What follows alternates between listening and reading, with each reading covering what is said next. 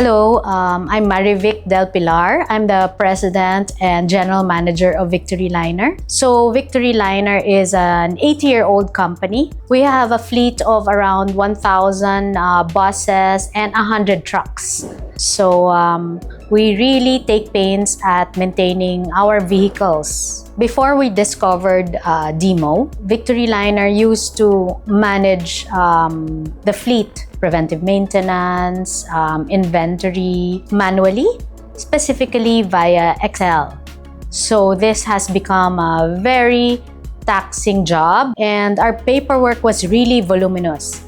And then I asked our maintenance manager to contact DIMO and learn more about the product. And so after that, we said, okay, I think this is the right software for us and the right solution. And so we embarked on the project. Computerized maintenance management system played a big contributions in our daily operation. Mainly because DIMO reduces manual interventions in releasing work orders to maintenance department, giving us real-time information to the status of our units, which greatly help on our planning. So now we integrated DIMO.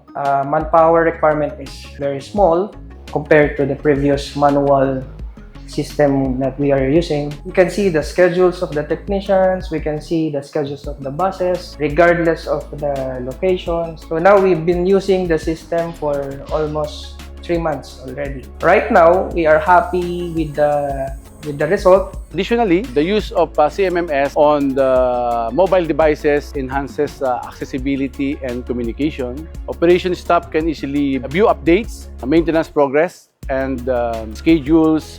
Allows us to have quicker response times and better coordination between operations and maintenance teams.